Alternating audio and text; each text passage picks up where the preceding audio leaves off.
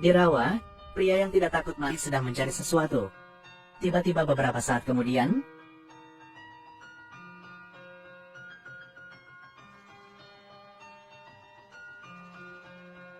monster berkepala 9 akhirnya muncul. Dia mengayunkan pedangnya dan menebas kepala mereka.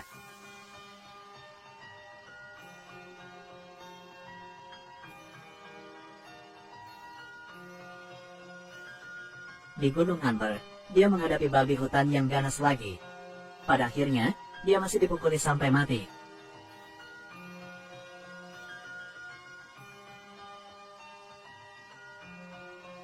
Namun dalam kehidupan manusia, bertemu musuh terkuat adalah singa perkasa ini.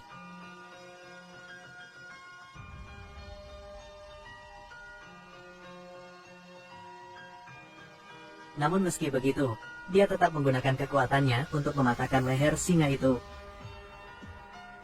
Pria ini adalah Hercules. Karena dewa Zeus jatuh cinta pada wanita biasa, tubuh Hercules adalah setengah dewa dan setengah manusia. Sejak usia muda, dia mampu meremas ular berbisa dengan lembut sampai mati. Tumbuh dewasa, dia dicintai oleh orang-orang Athena, bahkan lebih terkenal dari raja.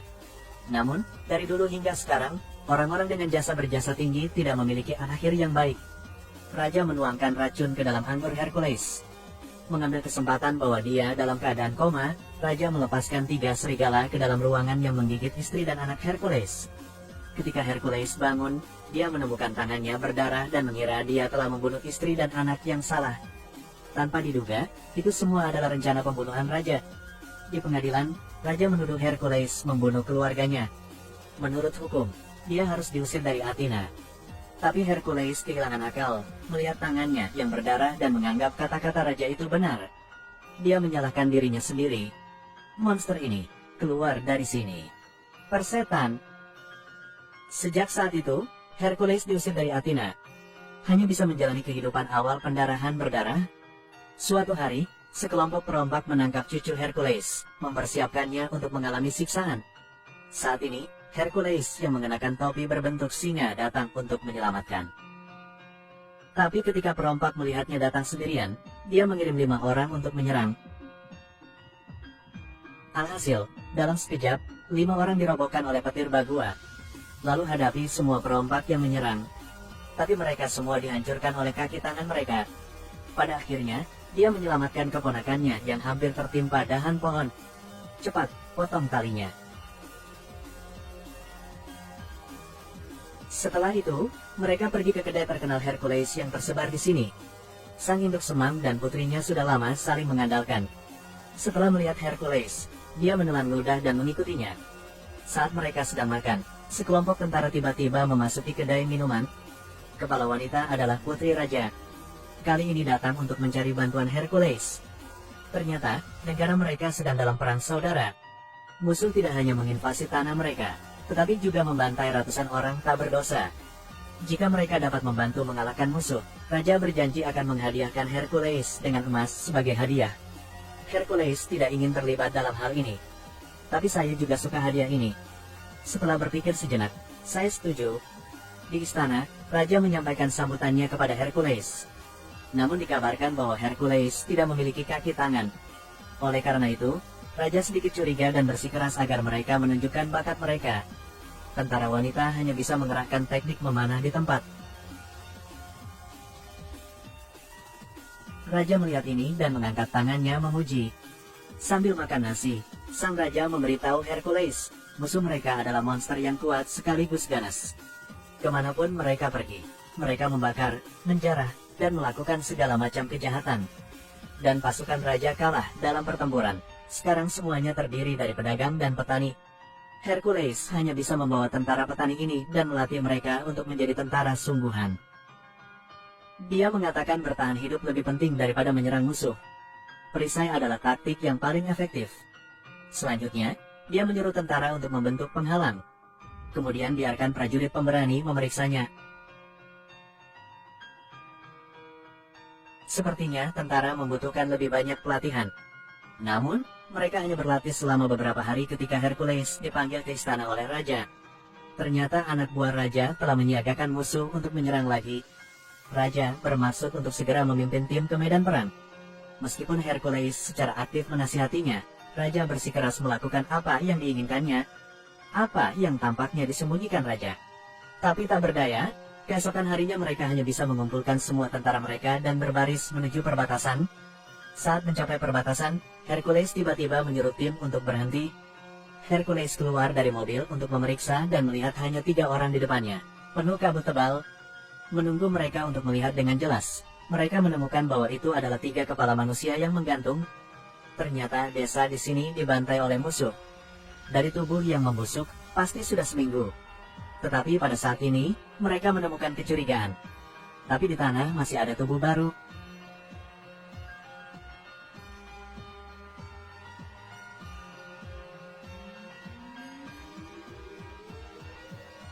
Benar saja, mereka terkena sergapan musuh. Kemudian orang-orang penyergap muncul dari tanah dan mengepung tim Hercules.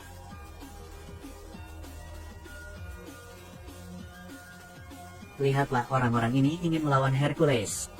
Menghadapi provokasi, Hercules dengan senang hati menerimanya. Tapi dia sengaja mematahkan anak panah dan menyembunyikannya di tangannya. Kemudian,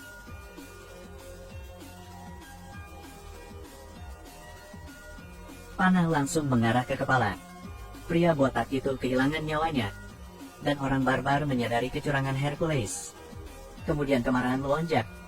Dari sekeliling mengelilingi matriks mereka. Hercules dan teman-temannya terus-menerus mengayunkan senjatanya ke arah musuh.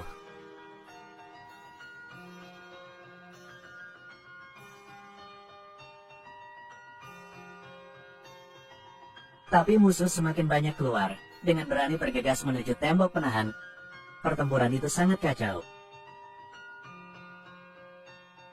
Meski Hercules pemberani, orang-orang ini masih memecahkan matriks. Melihat raja mendekati bahaya, mereka membawa kereta. Orang barbar yang mengelilingi matriks berteriak tanpa henti.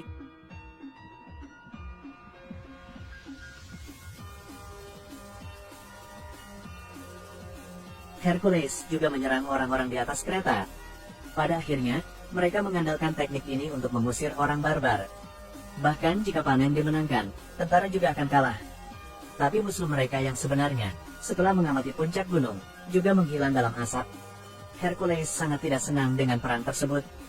Dia meminta raja untuk memberitahunya agar tidak membiarkan tentara yang tidak terlatih pergi berperang. Dan raja akhirnya menyadari kesalahannya, hanya harus melatih prajuritnya terlebih dahulu. Pada malam hari, Hercules mengalami mimpi buruk. Dia bermimpi bahwa dia membunuh istri dan anak-anaknya. Lalu bangun, dia hanya bisa keluar untuk kesenangan. Akibatnya, sembarangan berjalan ke tumpukan orang mati. Panik melihat jenazah istri dan anaknya juga ada di sana sedang dimakan serigala berkepala 3. Teriak Hercules dengan marah.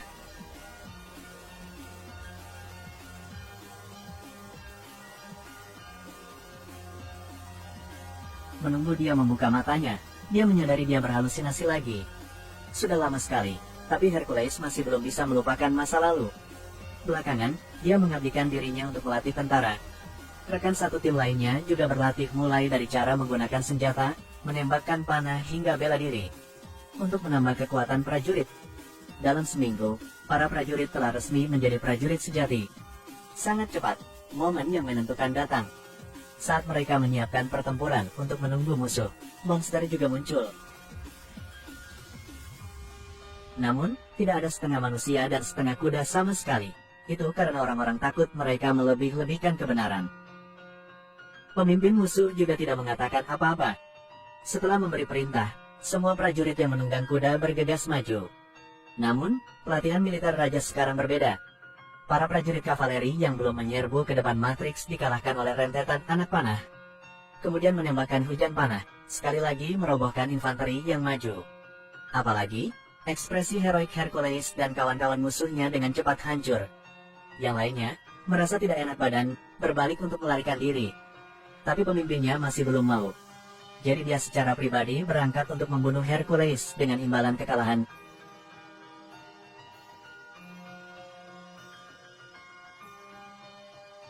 Sejak itu, musuh gagal total. Pemimpin musuh dibawa ke istana. Menghadapi penghinaan tentara seperti anjing mati yang diinjak-injak, Hercules mengambil tindakan untuk mencegah tindakan tersebut. Tetapi pemimpin musuh bertanya mengapa dia bergabung dengan tombak musuh. Hercules merasa bingung. Setelah beberapa saat, dia masih tidak mengerti apa artinya. Di pesta perayaan, Hercules tertangkap di tempat yang aneh. Ketika sang putri melihat ke arah pemimpin yang terikat, hatinya dipenuhi rasa kasihan. Sepertinya tidak sesederhana itu. Setelah membuat sang putri menanyainya, dia mengetahui kebenarannya. Ternyata raja adalah penyerbu yang sebenarnya. Dia mengancam putra sang putri, memaksa sang putri untuk menipu Hercules. Setelah mengetahui kebenarannya, dia berniat mencari raja untuk menghitung perhitungan. Di luar dugaan, lawannya tidak takut sama sekali. Pada akhirnya, mereka hanya bisa meninggalkan istana. Tapi lihatlah mata orang-orang yang putus asa. Hercules tidak berani membayangkan di bawah pemerintahan raja, kehidupan seperti apa yang akan mereka jalani. Tapi semuanya menyalahkan diri sendiri karena membantu rumah mengalahkan lawan. Pada akhirnya, dia berniat untuk tetap tinggal dan secara pribadi menggulingkan kekuasaan raja. Dua orang sedang berjaga ketika mereka mendengar suara aneh. Ternyata Hercules sedang menunggu seseorang untuk membunuh istana lagi. Bersiaplah untuk menggulingkan kekuasaan raja. Namun setelah beberapa saat, sekelompok tentara tiba-tiba bergegas keluar, mengelilingi orang-orang Hercules. Ternyata raja sudah menyiapkan penyergapan. Letakkan senjatamu. Jika tidak, bunuh rekanmu dulu. Hercules hanya bisa meletakkan senjatanya dan menyerah. Ketika dia menundukkan kepalanya, dia menyembunyikan taringnya. Tapi kemudian dia masih dipukuli oleh orang-orang ganas, dikurung di penjara bawah tanah istana. Tunggu Hercules bangun, panik melihat serigala berkepala 3 itu. Dia tidak bisa mempercayai matanya. Baru kemudian saya menyadari bahwa itu hanyalah serigala berkepala 3 yang ganas. Pada saat ini, sosok yang dikenalnya muncul. Raja Athena lah yang melukai Hercules. Ternyata dia menjadi sekutu raja, bersiap untuk bergabung untuk menaklukkan seluruh Yunani. Fakta bahwa sampai sekarang Hercules diikat, Raja Athena tidak berpura-pura lagi. Mengaku membunuh istri dan anak Hercules. Ketika Hercules mendengarnya, dia bertanya kepada raja mengapa dia melakukan ini. Rupanya dia tidak punya niat raja.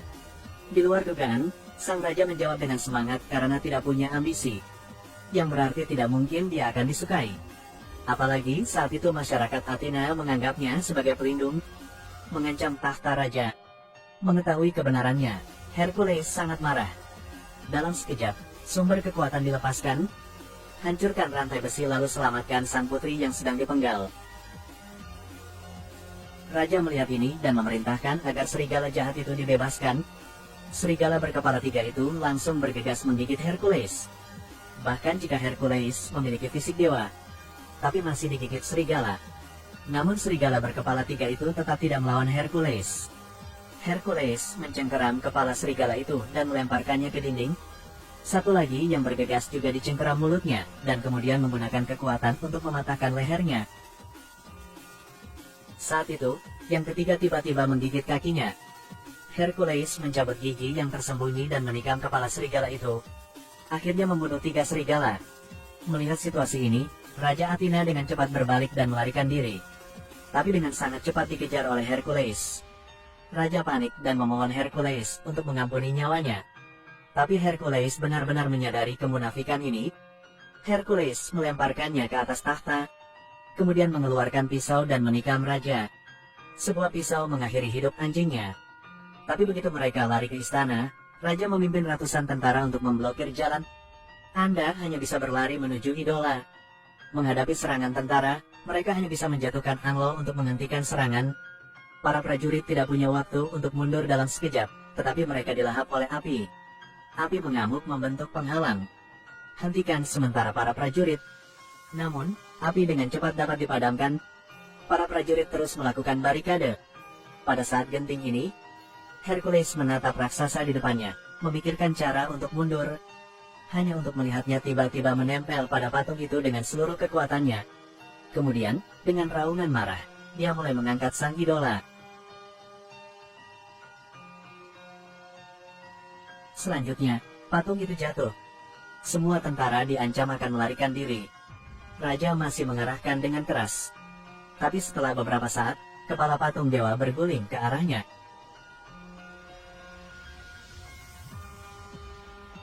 Lalu menghilang. Hercules muncul kembali setelah melihat patung dewa tersebut ditumbangkan. Para prajurit sudah tidak memiliki keberanian. mereka menjatuhkan senjata mereka dan berlutut. Sekaligus disebut nama Hercules. Hercules, Hercules.